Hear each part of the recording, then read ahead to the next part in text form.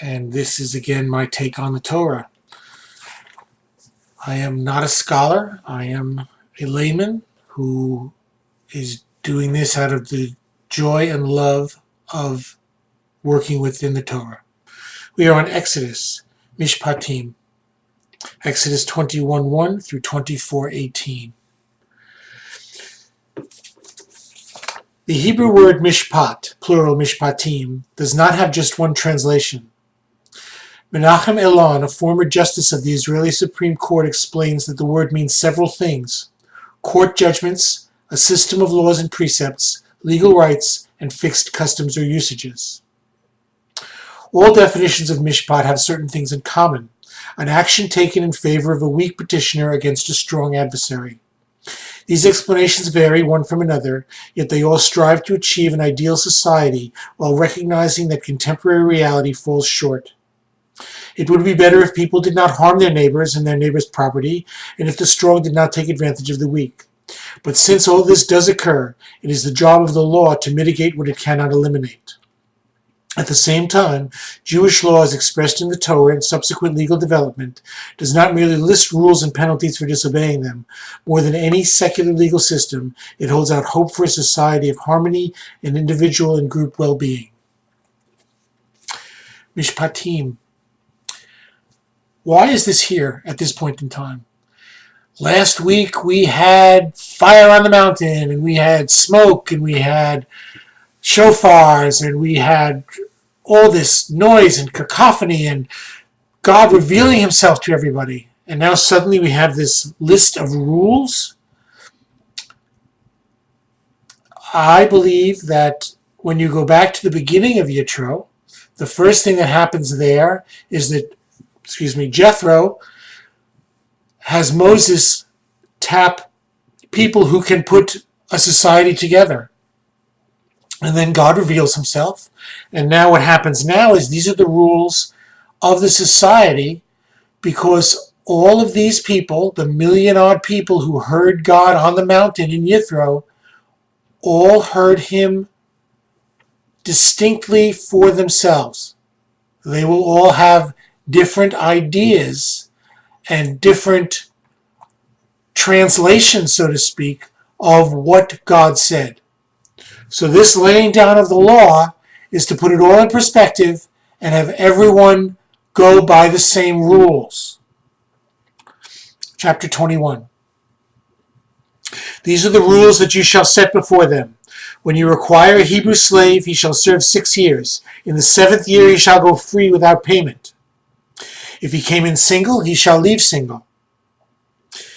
If he had a wife, his wife shall leave with him. If his master gave him a wife, and she has borne him children, the wife and the children shall belong to the master, and he shall leave alone. But if the slave declares, I love my master and my wife and children, I do not wish to go free, his master shall take him before God. He shall be brought to the door or the doorpost, and his master shall pierce his ear with an awl, and he shall then remain his slave for life. Okay.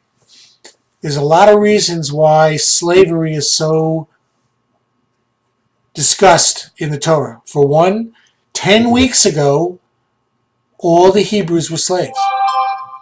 So therefore, the law has to be laid down of what is a slave, what isn't a slave, how to treat a slave, how to be right by a slave.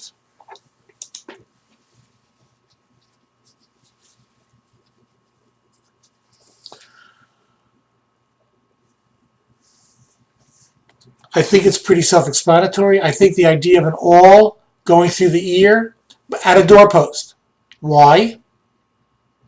I think there's a lot of reasons. Number one, in the Passover that God talked about earlier in Exodus, God had them put blood on their doorposts. So you take the slave to the doorpost and you have his blood put on the doorpost. That binds him to God as well as to you, because you have a mezuzah on the doorpost.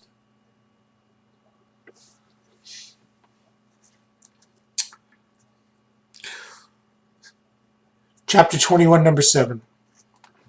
When a man sells his daughter as a slave, she shall not be free as male slaves are. If she proves to be displeasing to her master, who designated her for himself, he must let her be redeemed. He shall not have the right to sell her to outsiders, since he broke faith with her. And if he designated her for his son, he shall deal with her as is the practice with free maidens. If he marries another, he must not withhold from this one her food, her clothing, or her conjugal rights. If he fails her in these 3 ways, she shall go free without payment. So, a female slave is going to be treated well. You cannot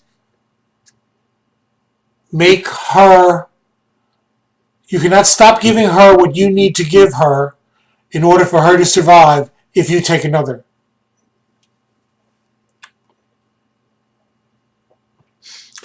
He who fatally strikes a man shall be put to death. If he did not do it by design, but it came about by an act of God, I will assign you a place in which he can flee. When a man schemes against another and kills him treacherously, you shall take him from my very altar to be put to death. He who strikes his father or mother shall be put to death. He who kidnaps a man, whether he has sold him or is still holding him, shall be put to death. He who insults his father or his mother shall be put to death. When men quarrel and one strikes the other with stone or fist, and he does not die but has to take his bed, if he then gets up and walks outdoors upon his staff, the assailant shall go unpunished, except that he must pay for his idleness and his cure. When a man strikes his slave, male or female, with a rod, and he dies there and then, he must be avenged. But if he survives a day or 2, he is not to be avenged, since he is the other's property. When men fight, and one of them pushes a pregnant woman and a miscarriage results, but no other damage ensues, the one responsible shall be fined according as the woman's husband may exact from him, the payment to be based on reckoning. But if other damage ensues, the penalty shall be life for life, eye for eye, tooth for tooth, hand for hand, foot for foot, burn for burn, wound for wound, bruise for bruise. There's a lot going on. An eye for an eye has been used as a rallying cry to kill people since the Torah was written. But I think they misunderstand what the Torah was for. Again, 10 weeks ago we were slaves. We come here and we are given this webwork of laws that cover all kinds of things. And the whole reason we were given these laws was so that we don't take revenge. We go to the law and not just take it out on each other. It takes it out of the realm of emotionality for men and puts it into the realm of law. It makes it objective instead of subjective, so that you can go to the law and make sure you get proper recourse. All of these also are intertwined. This might seem like just a list of different things, but as in everything that we do, everything is intertwined. Okay, if you want to cook a meal, the first thing you have to do is take the stuff out of the refrigerator, cut it up, do different things, cook the meal, maybe you bake things, different things like that. You make different things to do different things, and it all comes together at the end as a meal. If you look at this as a meal, these are all the ingredients that are going to go together to make a law that you can abide by all your life. Again, there's no ritual here. These are laws to follow, not rituals to do.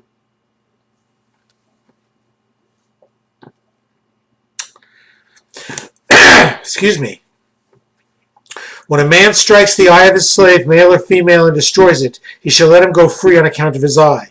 If he knocks out the tooth of the slave, male or female, he shall let him go free on account of his tooth. If you hurt someone, you have to give restitution. If you hurt your slave and you hit your slave and something bad happens, he's no longer your slave. When an ox gores a man or a woman to death, the ox shall be stoned and its flesh shall not be eaten, but the owner of the ox is not to be punished. If, however, that ox has been in the habit of goring, and its owner, though warned, has failed to guard it, and it kills a man or woman, that ox shall be stoned, and its owner too shall be put to death. you are responsible for what you own. That's what that says. Whether it's an ox, whether it's a horse, whether it's a car, you are responsible for what you own. And therefore, if something happens and it gets out and there's nothing you can do about it, that's one thing. But if it has gotten out a couple of times, if you've been in multiple accidents, if your pit bull gets out and attacks different people, then it's your fault because you've kept this and you know that this has the possibility of going to happen. If ransom is laid upon him, he must pay whatever is laid upon him to redeem his life. So too, if he gores a minor, male or female, the owner shall be dealt with according to the same rule. But if the ox gores a slave, male or female, he shall pay 30 shekels of silver to the master, and the ox shall be stoned. When a man opens a pit, or digs a pit and does not cover it, and an ox or an ass falls into it, the one responsible for the pit must make restitution. He shall pay the price to the owner, but shall keep the dead animal. When a man's ox injures his neighbor's ox and it dies, they shall sell the live ox and divide its price. They shall also divide the dead animal. If, however, it is known that the ox was in the habit of goring and its owner had failed to guard it, he must restore ox for ox, but shall keep the dead animal. When a man steals an ox or a sheep and slaughters it or sells it, he shall pay 5 oxen for 1 ox and 4 sheep for the sheep. This is really getting into the weeds in a lot of things. And it leaves itself open to a lot of other interpretations. I'm not going to get into all the interpretations that have been done over these passages because it's the law and because we've had 1,000-odd years to have people sit around and do nothing but interpret this law. There's a lot of discussion about it. But what the point is this. You are responsible for your property. You are responsible for your house. You are responsible for those around you. If something happens and it is an accident, it is an accident. If something happens and it was known that this might happen, then you are responsible. Everything else is what you're going to pay for that responsibility.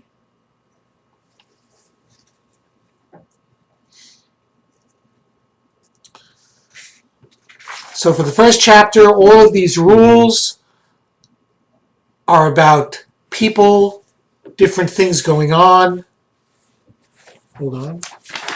Hold, please. There are a couple of parts I'd like to go back to. When men fight and one of them pushes a pregnant woman and has a miscarriage results, but no other damage ensues, the one responsible shall be fined according to the woman's husband may exact from him the payment to be based on reckoning. But if other damage ensues, the penalty shall be life for life.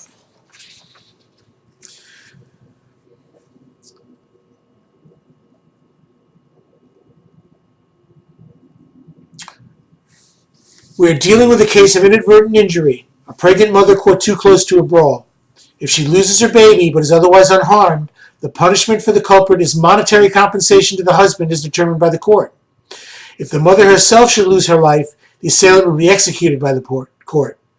What is particularly evident is the lesser punishment exacted in the death of the fetus. The Torah does not apply the resonant phase life for life, nefesh tahat nefesh, when a miscarriage occurs, but only when the mother is killed. Clearly, the Torah implies that the fetus is not to be regarded as a person. There is no death sentence, but only financial restitution in the case of a miscarriage. Rabbinic law sustain the same underlying principle that life begins only at birth. The Mishnah addresses a tragedy all too common before the advent of modern medicine. If a woman is having difficulty giving birth, it is permitted to cut up the child inside her womb and take it out limb by limb because her life takes precedence. If the greater part of the child has come out, it must not be touched because one life must not be taken to save another. Rashi says, for as long as it did not come out in the world, it is not called a living thing, and it is permissible to take its life in order to save its mother. Once the head has come forth, it may not be harmed because it is considered born, and one life may not be taken to save another. There's a lot of discussion about abortion in this country. In Jewish tradition and Jewish law, the life of the mother is more important than the life of the fetus. That's Jewish law. I'm not going to get into the pros and cons of the abortion controversy, but that's Jewish law.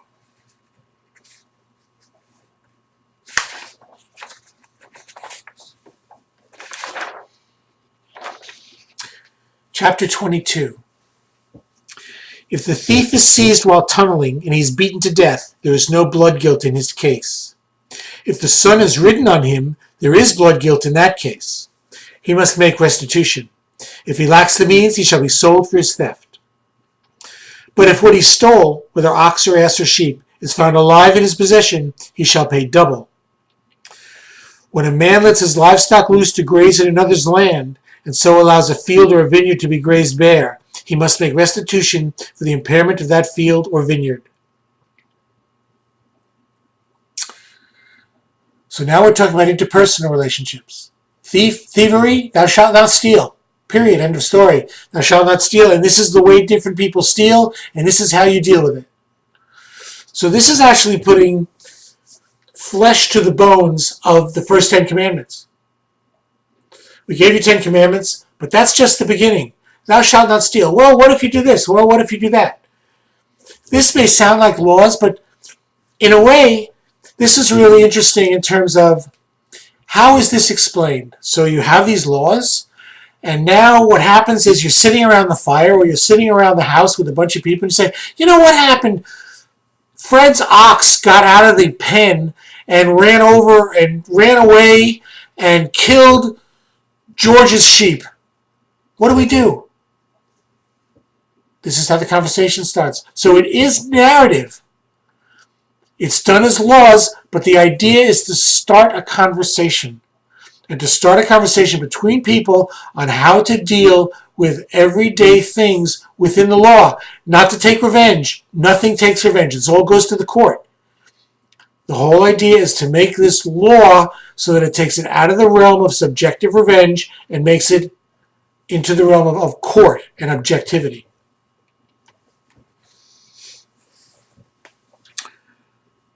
When a fire is started and spreads to thorns, so that stacked, standing, or growing grain is consumed, he who started the fire must make restitution.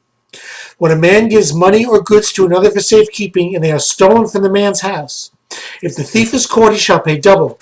If the thief is not caught, the owner of the house shall depose before God that he has not laid hands on the other's property. In all charges of misappropriation pertaining to an ox, an ass, a sheep, a garment, or any other loss, whereof one party alleges this is it, the case of both parties shall come before God. He whom God declares guilty shall pay double to the other. When a man gives to another an ass, an ox, a sheep, or any other animal to guard, and it dies or is injured or is carried off, with no witness about, an oath before the Lord shall decide between the two of them that the one has not laid hands on the property of the other. The owner must acquiesce, and no restitution shall be made. Right there, it's discussed. It's not subjective. This becomes part of the law of God. So if you give something to someone to safeguard, and suddenly it disappears, and they go and they swear in court, I didn't do it, you can't hurt them. You can't say, no, you did, and go and hurt them. You can't do that. But if you can prove that they did something, then they have to give you restitution.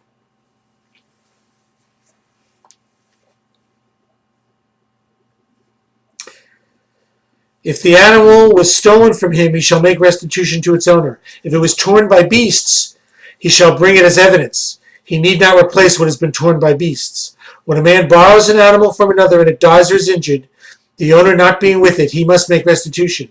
If the owner was with it, no restitution need be made. But if it was hired, he is entitled to the hire. If a man seduces... Oh, here we go. Okay. This is a different part. If a man seduces... And it's translated as virgin. I want to talk about virgins. For whom the bride price has not been paid, and lies with her, he must make her his wife by payment of the bride price. If her father refuses to give her to him, he must still weigh out silver in accordance with the bride price for virgins. Okay, in Hebrew, the word betula, which is the word used here, is a young girl of age to have children. Not virgin, but a young girl. Okay, it says in the Torah, the plot version of the Torah, virgins are by popular definition those girls who have not as yet had sexual intercourse. In the Bible, too, the term betula is usually descriptive of the girl's sexual condition, but is sometimes referred to her age, denoting a matured, nubile girl. The concern with female sexual purity reflects the ancient preoccupation with women's procreative fitness. It was a family's duty to protect a daughter's virginity, and when it was violated, the father, representing the family, was entitled to certain compensation. In such a case, he could, with his daughter's consent, either demand of the offender that he marry the girl, or he could choose to refuse him marriage. There's no word that says virgin. In Hebrew, there is a word for mother, a word for sister, a word for aunt, a word for grandmother, a word for daughter, a word for Beulah, unmarried woman of age, and 12 or 14 words for whore.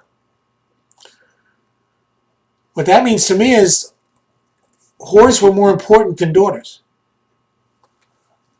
And when you look at all the different concubines and second wives and children out of wedlock and all of these other things that went on, this was true.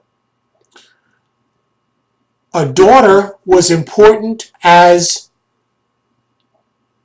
being a person that you would marry off to increase your stature in the village. If you married her to the butcher, then you increased your stature because you were able to get meat. If you married her to another farmer, you worked that land with that farmer and you got more food. It was used as a means to an end. Okay? Virginity was not as prized as the procreative ability of a daughter, and the procreative ability of a daughter, they wanted the bloodlines to be pure. That was what was important. Not whether she was a virgin or not a virgin, but the fact that she could now have children, and they wanted the children to be the children they wanted their daughters to have, and not just anyone. I bring this up because the misunderstanding of the Hebrew to the Greek to the Latin is what gave us the virgin birth. And that's a whole nother story, which I'm not going to get into tonight.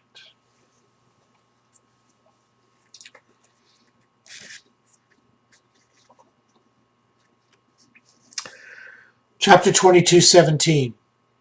You shall not tolerate a sorceress. Whoever lies with a beast shall be put to death. Whoever sacrifices to a god other than the Lord alone shall be proscribed. You shall not wrong a stranger or oppress him, for you are strangers in the land of Egypt. The word stranger appears in the Bible over 30 times, and things to do concerning a stranger appears over 30 times. It is the most used word to discuss people. You shall not ill-treat any widow or orphan. If you do mistreat them, I will heed their outcry as soon as they cry out to me, and my anger shall blaze forth, and I will put you to the sword, and your own wives shall become widows and your children orphans. If you lend money to my people, to the poor among you, do not act toward them as a creditor. Exact no interest from them. If you take your neighbor's garment in pledge, you must return it to him before the sun sets. It is his only clothing, the sole covering for his skin. In what else shall he sleep? Therefore, if he cries out to me, I shall pay heed. For I am compassionate. You shall not revile God, nor put a curse upon a chieftain among your people. You shall not put off the skimming of the first yield of your vats. You shall give me the firstborn among your sons.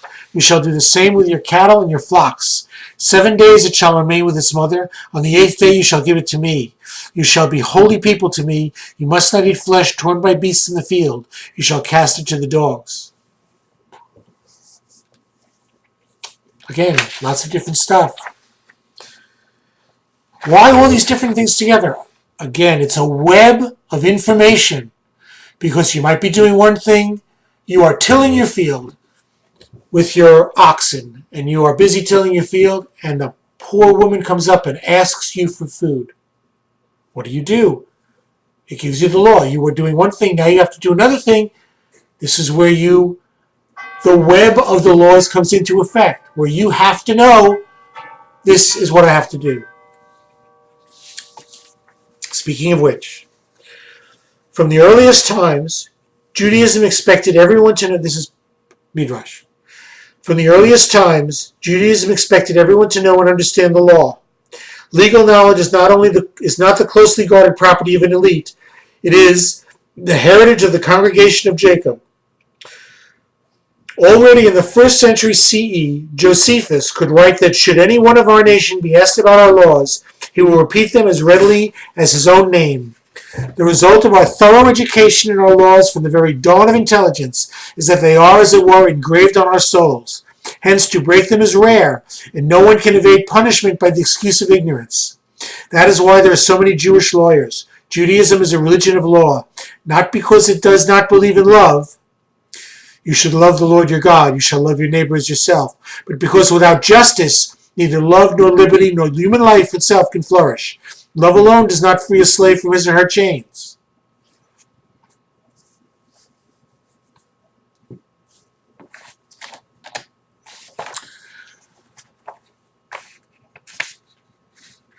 It's important to understand.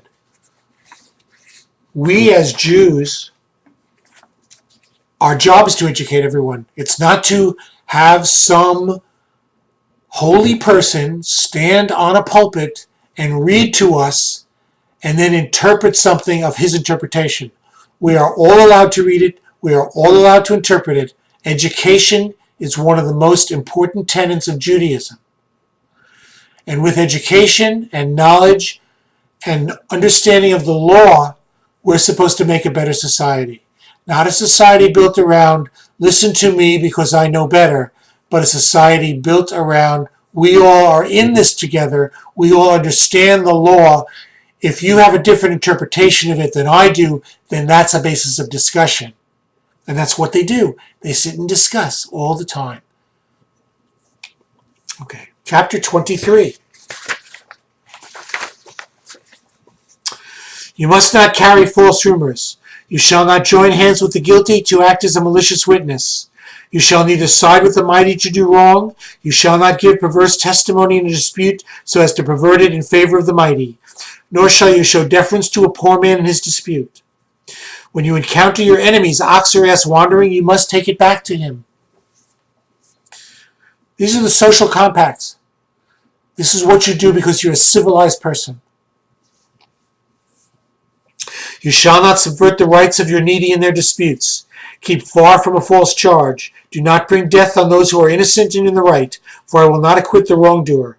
Do not take bribes, for bribes blind the clear-sighted and upset the pleas of those who are in the right. I think our politicians in Washington should reread this passage. You shall not oppress a stranger, for you know the feeling of the stranger, having yourself been strangers in the land of Egypt. Stranger again.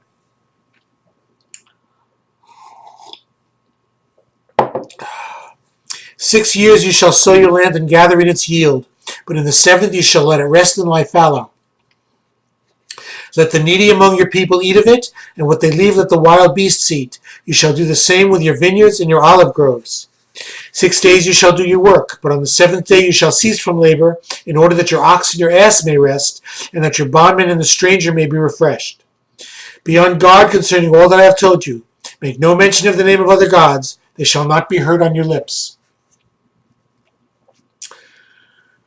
So this again is bringing more understanding to the 10 Commandments. 6 days you do work, the 7th day you shall not work. It's not only for you, it's also for your animals. Your animals need rest as well as you. As your property, you're responsible for them. And because you're responsible for them, they need rest. They may not have intelligence, but you need them to do your work.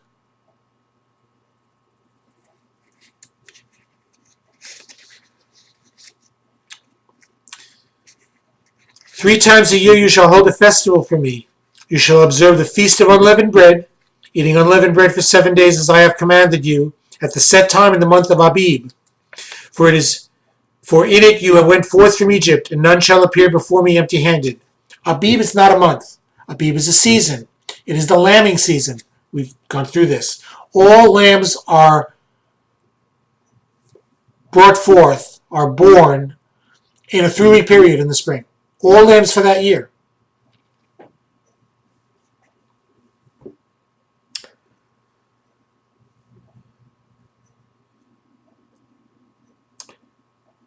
At the set time in the month of Abib, for in it you went forth from Egypt, and none shall appear before me empty-handed. And the feast of the harvest, of the first fruits of your work, of what you sow in the field, and the feast of the ingathering at the end of the year, when you gather in the results of your work from the field. 3 times a year, all your males shall appear before the sovereign the Lord. You shall not offer the blood of my sacrifice with anything leavened, and the fat of my festival offering shall not be left lying until morning. The choice first fruits of your soil you shall bring to the house of the Lord your God. You shall not boil a kid in its mother's milk. That one sentence has caused more consternation in kosher world than anything else. Okay? Milk and meat. There's so much written on this, it is just incredible. I am sending an angel before you to guard you on the way and to bring you to the place I have made ready. Pay heed to him and obey him. Do not defy him, for he will not pardon your offenses, since my name is in him. But if you obey him and do all that I say, I will be an enemy to your enemies and a foe to your foes. When my angel goes before you and brings you to the Amorites, the Hittites, the Perizzites, the Canaanites, the Hivites, and the Jebusites, and I annihilate them, you shall not bow down to their gods and worship or follow their practices, but shall tear them down and smash their pillars to bits. You shall serve the Lord your God, and he will bless your bread and your water, and I will remove sickness from your midst. No woman in your land shall miscarry or be barren. I will let you enjoy the full count of your days. So he's preparing them for war. You're going to fight these guys, and I'm going to send an angel before you, and because of the angel and because your trust in the Lord, you're going to fight these people and you're going to win. I will send forth my terror before you, and I will throw into panic all the people among whom you come, and I will make all your enemies turn tail before you. I will send a plague ahead of you, and it shall drive out before you the Hivites, the Canaanites, and the Hittites. I will not drive them out before you in a single year, lest the land become desolate and the wild beasts multiply to your hurt. I will drive them out before you little by little, until you have increased and possessed the land. I will set your borders from the Sea of Reeds to the Sea of Philistina, and from the wilderness to the Euphrates. For I shall deliver the inhabitants of the land into your hands, and you will drive them out before you. You shall make no covenant with them and their gods. They shall not remain in your land, lest they cause you to sin against me, for you will serve their gods, and it will prove a snare to you. So, they are saying, I'm going to get rid of all these people, and you will have no other God beside me. We will get rid of their gods because I am the God who got rid of their gods for you, and I'm going to give you all this land because of it. Now we come to chapter 24.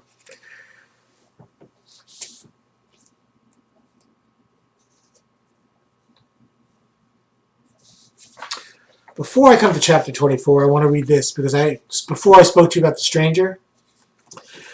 Of all the laws concerning the disadvantaged, there is one which constantly repeated in many parts of the Torah. That is, the law enjoining the Israelites not to oppress the stranger. It is an astonishing fact that the Bible has more laws dealing with the protection of the stranger than with any other law, including honoring God, observing the Sabbath, festivals, etc. Obviously, for the biblical legislator, concern for the stranger was considered a religious value of supreme importance. The law concerning the stranger reads, "You shall not wrong a stranger or oppress him, for you are strangers in the land of Egypt." And when it's repeated, the phrase, "You know the mind of a stranger, for you are strangers in the land of Egypt," is added. The reason given for not wronging the stranger is only an ethical one. The Israelites were once strangers in a foreign land, and so can empathize with the experience of foreigners in their own land. This is borne out by the language which is used in the verse. The Hebrew verb lahatz, to oppress, alludes to the situation of the Israelites in Egypt. Their treatment there was described with the same verb. I have seen the oppression, lahatz, in which the Egyptians oppressed them. But our sages were not all convinced that mere empathy with his plight would be sufficient to protect the stranger. They were quite familiar with cases of former downtrodden people, now in power, becoming worse oppressors. The Israelites should not think that they could oppress the stranger with impunity as if he had no source of help. They do have a source of help, God. Just as the Israelites had the help of God when the stranger is in Egypt, so ultimately divine assistance will help the stranger in Israel. But who are these strangers? Biblical scholars identify them as outsiders who are living apart from their tribes, or as resident aliens, people who have left their own countries and are now residing among the Israelites, either for a short or extended period of time. Being strangers, they would be natural targets for discrimination and abuse because they lack the natural protection of their own clans or communities. The Bible, by its repeated admonitions on the stranger's behalf, appeals to the Israelites' better nature and the historical memory of their experiences in Egypt. Some rabbinic commentators specify that the prohibitions against wrongdoing the stranger refers to abuse in commercial activities. Because the stranger has left his homeland and has come to a new place, he is at an economic disadvantage and easy to exploit. The stranger must not be economically exploited, either by overcharging nor by high taxes. The stranger in a strange land, as we were strangers in Egypt. Very important.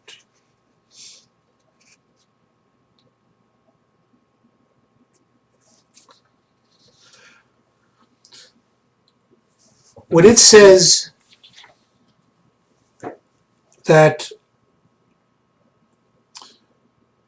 you should treat everyone wisely, and if you become in power, you should where is it?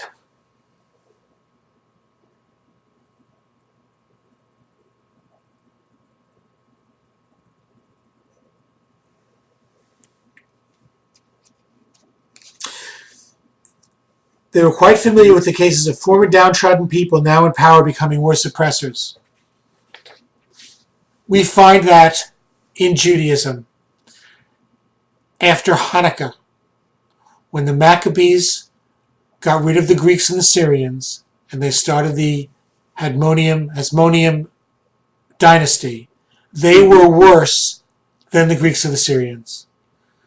They were so bad, and there was so much going on between the Pharisees and the Sadducees and all of these things that were almost warlike because they were such bad government. There was such a bad government. That's when they called in the Romans. And the Romans came marching in with their legions, and that's what happened in about 50, 60 BCE, which led to all of this other stuff that we now know as Christianity. Chapter 24 ends this portion, and chapter 24 goes back to the narrative that started in Yithro. Okay, chapter 24 suddenly changes from the law to this. Then he said to Moses, "Come up to the Lord with Aaron, Nadab, and Abihu, and 70 elders of Israel, and bow low from afar. Moses alone shall come near the Lord, but the others shall not come near, nor shall the people come with him." Moses went and repeated to the people all the commands of the Lord and all the rules, and all the people answered with one voice, saying, "All the things that the Lord commanded we will do." That is so important. They heard it, they understood it, they accepted it, and they said they would do it. They took this whole web of laws, and now they are incorporating it into themselves. Moses then wrote down all the commands of the Lord. Early in the morning he set up an altar at the foot of the mountains with 12 pillars for the 12 tribes of Israel. He designated some young men among the Israelites, and they offered burnt offerings and sacrificed bulls as offerings of well-being to the Lord. Moses took one part of the blood and put it in basins, and the other part of the blood he dashed against the altar. Then he took the record of the covenant and read it aloud to the people. And they said, "All that the Lord has spoken we will faithfully do." So they reasserted themselves as, "Yes, we will do this." "You sure you want to do this?" "Yes, we're going to do this." Moses took the blood and dashed it on the people and said, "This is the blood of the covenant that the Lord now makes with you concerning all these commands." Then Moses and Aaron, Nadab and Abihu, and 70 elders of Israel ascended, and they saw the God of Israel. Under his feet there was a likeness of a pavement of sapphire, like the very sky for purity. Yet he did not raise his hand against the leaders of the Israelites. They beheld God, and they ate and drank. 74 people went up and saw God. 74 people. And these were the 70 people that Moses was going to make the judges over everyone else. So now they have beheld God.